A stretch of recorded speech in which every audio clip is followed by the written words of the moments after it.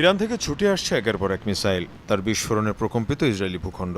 Hypersonic ballistic সহ বিভিন্ন ধরনের ক্ষেপণাস্ত্র নিয়ে ইসরায়েলি ভূখণ্ডে এত বড় পরিসরে ইরানের হামলাই প্রথম।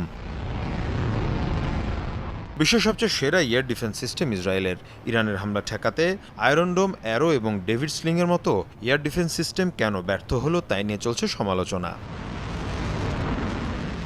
2017 সালে প্রথম মোতায়েন করা হয় অ্যারো ডিফেন্স সিস্টেম। দূরপাল্লার ব্যালিস্টিক ক্ষেপণাস্ত্র ধ্বংসে সক্ষম মিসাইলটির গতি শব্দের চেয়েও 5 গুণ। আছে শক্তিশালী রাডার সিস্টেম। বায়ুমণ্ডলের সর্বোচ্চ স্তরে গিয়েও সমরাস্ত্র ধ্বংসের সক্ষমতা আছে এই মিসাইল সিস্টেমের।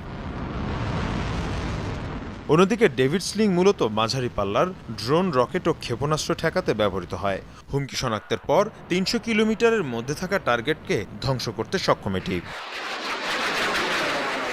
আলোচিত আয়রন ডোম ভূমি থেকে আকাশে নিক্ষেপ করা একটি স্বল্প পাল্লার প্রতিরক্ষা ব্যবস্থা। 70 কিলোমিটারের মধ্যে রকেট, মর্টার, ড্রোন সহ শত্রুদের হামলা প্রতিহতে এই ব্যবস্থার সাফল্য ঈর্ষণীয়।